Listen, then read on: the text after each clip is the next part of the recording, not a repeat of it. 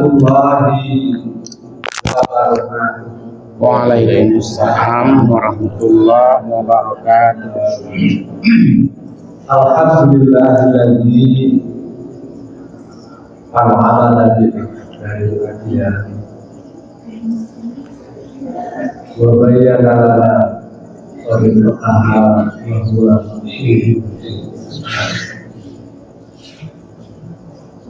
asyhadu an la ilaha illallah wa asyhadu anna Muhammadan abduhu wa rasuluh.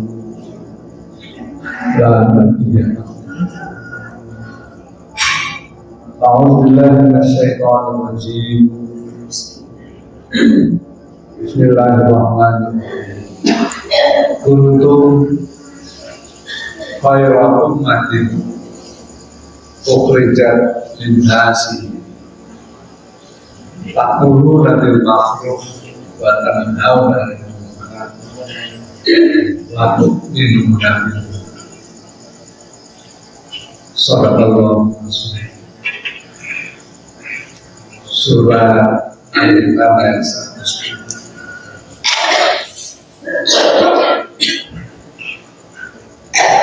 Mari kita mengucapkan puji dan syukur kehadiran Allah Subhanahu wa Ta'ala, di mana begitu banyak nikmat dan kurnia Allah yang kita terima. Oleh karena itu banyak ayat-ayat Al-Quran yang menyuruh kita untuk betapa kita harus mensyukuri nikmat Allah Subhanahu wa Ta'ala. Lain syakartum la'azidannakum wa la in kafartum inna azabi lasyadid. Jika kamu dan Allah mensyukuri nikmat Allah, maka Allah akan memberikan pertambahan kurnia Allah itu kepada kamu. Tetapi justru sebaliknya, bila kamu mensyukuri nikmat, maka azab Allah bersama. Mari kita ucapkan sholawat dan salam buat Nabi kita Muhammad Sallallahu Alaihi Wasallam.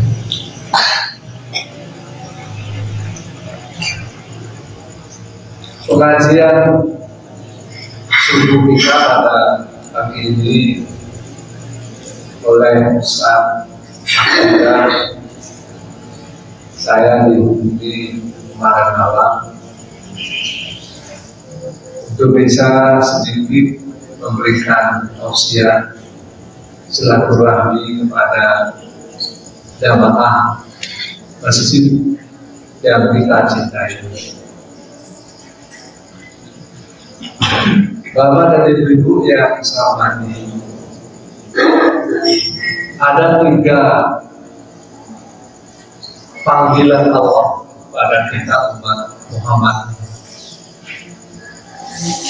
Dan itu panggilan-panggilan yang cukup terhormat, tetapi justru juga cukup berat. Pertama, kita disebut oleh Allah yaitu umat wahidah. Kana nasu umat wahidah.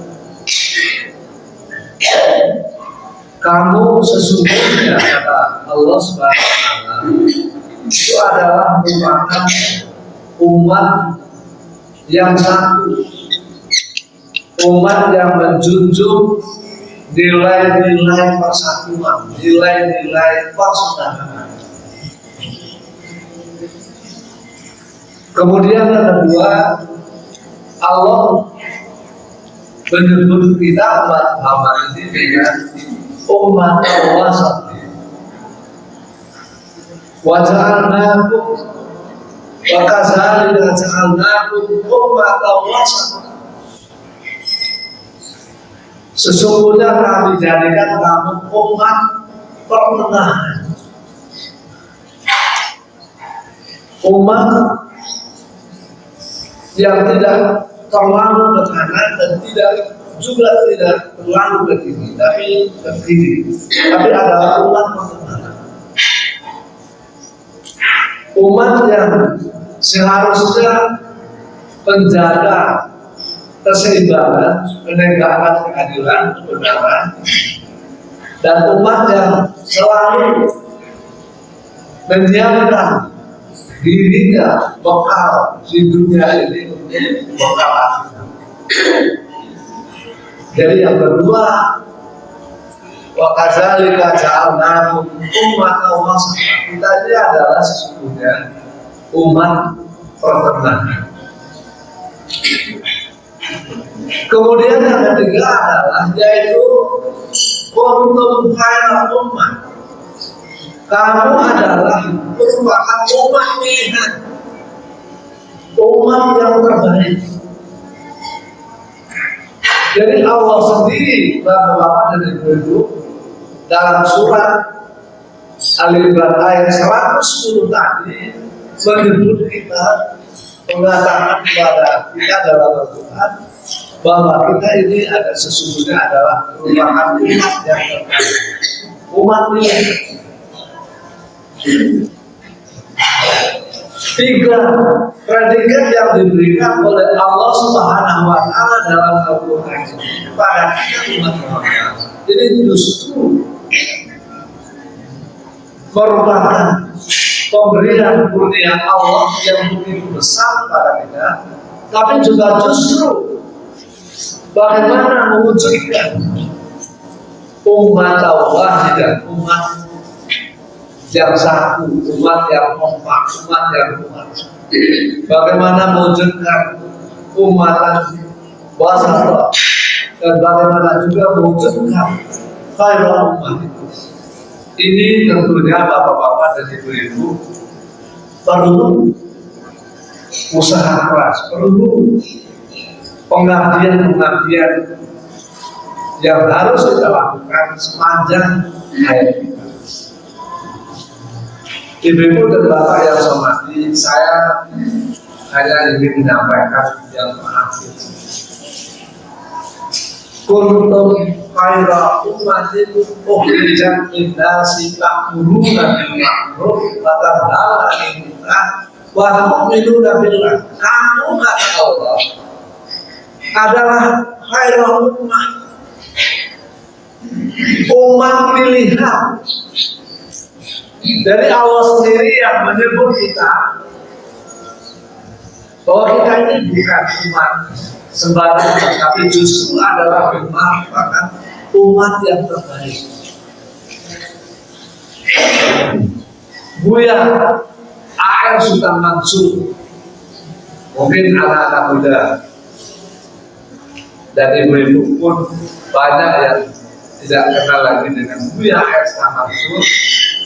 Itu pernah menjadi ketua umum seorang ulama besar Sumatera Barat Kalimantan Hijau, yaitu pamannya Buya A.R. Dalam kajian beliau tentang khairul ummah ini, kamu adalah sebaik-baik umat, merupakan umat pilihan. Menurut Buya A.R. Sultan Mansur dari kajian beliau yang sunat paling tidak harus terpenuhi 5 persyaratan untuk bisa kita ini masuk menjadi khairul ummah. Pertama adalah syarat akidahnya merupakan akidah yang terbaik. Imannya adalah iman yang kuat, iman orang-orang pilihan. Kemudian ibadahnya sehari-hari, sholatnya, puasanya, dan lain sebagainya, itu adalah ibadah yang mencerminkan bagaimana ibadah yang diajarkan oleh Rasulullah Sallallahu Alaihi Wasallam. Jadi ibadah adalah ibadah yang terbaik, yang sesuai dengan sunnah. Kemudian perilakunya, akhlaknya, kepribadiannya itu adalah merupakan cerminan dari akhlak Nabi Muhammad SAW, akhlak Al-Quran. Jadi pertama, bapak-bapak dan ibu-ibu, khairul ummah itu kalau kita mau menjadi bagian dari umat pilihan, maka pertama sekali yang harus kita lakukan ialah bagaimana terus-menerus kita bina, kita pupuk keimanan kita, akidah kita, sehingga menjadi akidah yang betul-betul kuat, betul-betul merupakan akidah yang benar. Kemudian ibadah kita, semua ibadah yang kita lakukan itu betul-betul merupakan ibadah yang baik. Persyaratan diterimanya ibadah kita yang benar itu bapak-bapak dan ibu-ibu ada dua. Pertama, ibadah tadi harus kita kerjakan nawaitu kita yang melatar belakangi kita, nawaitu motivasi kita betul-betul semata-mata ikhlas kepada Allah.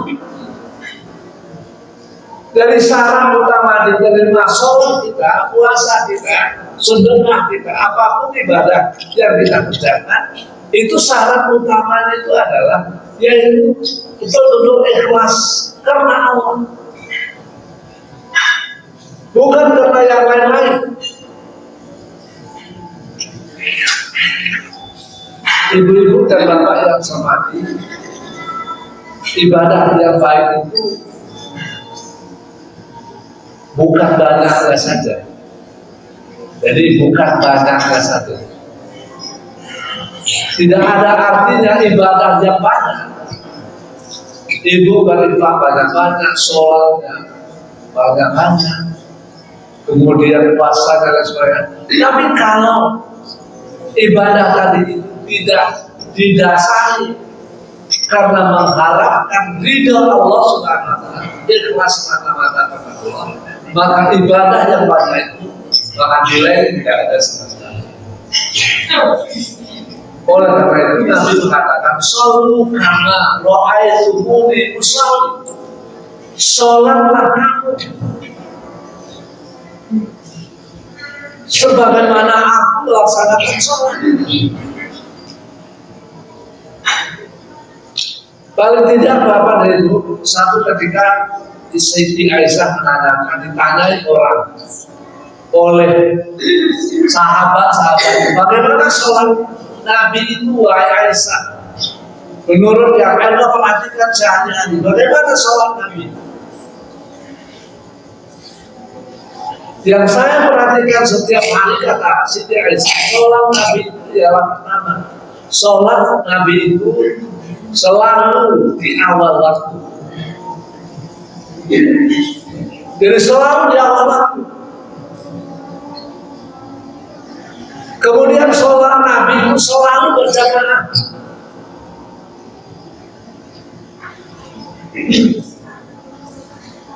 Jadi paling tidak, kata Siti Aisyah kepada sahabat ini, bahwa yang saya perhatikan paling tidak sholat Nabi itu adalah pertama ini sholat fardunya, yaitu di awal waktu. Kemudian yang kedua adalah terus melaksanakan sholat itu dengan cara berjamaah. Apalagi yang lain.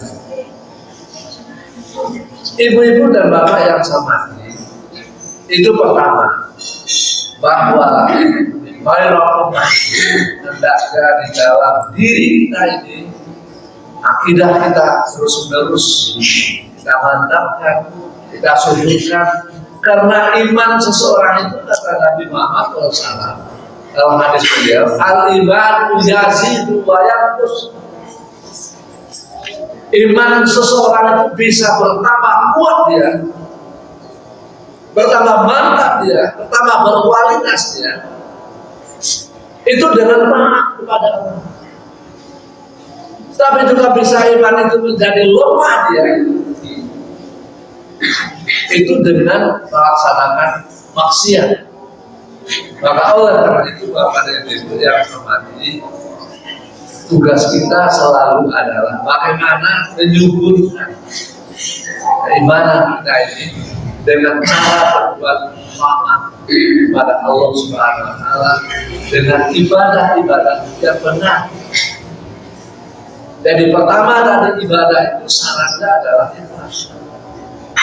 Kemudian yang kedua, ibadah itu harus tauqif al-ittiba, kaifiyatnya, tata caranya. Bagaimana sholat Nabi itu, bagaimana rukuknya, bagaimana bacaannya, dan lain-lain sebagainya. Oleh karena itu Bapak dan Ibu, ini yang pertama sebagai prasyarat utama untuk menjadi bahagian dari khairul ummah. Lalu yang kedua Bapak dan Ibu adalah yaitu seorang yang masuk kepada khairul ummah itu adalah sehari-hari dia menebarkan rasa kasih sayang, rasa kesabaran kepada saudara-saudara, kepada orang lain.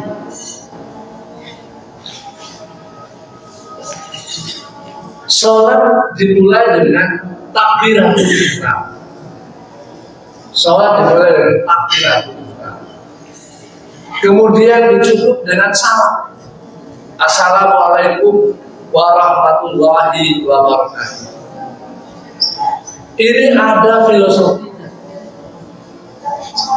bahwa orang yang sholat itu pertama-tama yang harus dia lakukan, dia mantapkan yaitu bagaimana hablum minallah, hubungannya dengan Allah Subhanahu wa Ta'ala. Maka orang yang sholat itu harus sesungguhnya tidak hanya sekedar membaca Allahu Akbar, tapi betul-betul dalam kehidupannya mencerminkan betapa hubungannya dengan Allah Subhanahu wa Ta'ala itu betul-betul mantap. Dari orang yang sholat itu dimulai diajari ke sholatnya pertama adalah yaitu bagaimana kita mantapkan hablum minallah, hubungan kita dengan Allah Subhanahu wa Ta'ala. Kemudian sholat itu ditutup dengan salam. Assalamualaikum warahmatullahi wabarakatuh. Keselamatan bagi saudara, bagi engkau. Tidak hanya keselamatan yang kita doakan orang yang ada di kanan kita, di kiri kita, tapi juga dia kita doakan mendapat rahmat Allah. Tidak hanya sekedar rahmat Allah, tapi rahmat Allah itu yang penuh dengan keberkahan. Jadi boleh kita ucapkan Assalamualaikum warahmatullahi, boleh sama-sama. Tapi yang paling baik itu adalah Assalamualaikum warahmatullahi wabarakatuh. Ini bapak-bapak dan ibu-ibu, artinya seorang yang masuk ke dalam kelompok khairul ummah, maka dia harus menjadi orang yang selalu bagaimana hablum minallahnya itu betul-betul baik, betul-betul mantap. Kemudian juga hablum minannasnya, hubungannya dengan saudara-saudara dan tetangga-tetangganya itu merupakan hubungan yang sangat baik.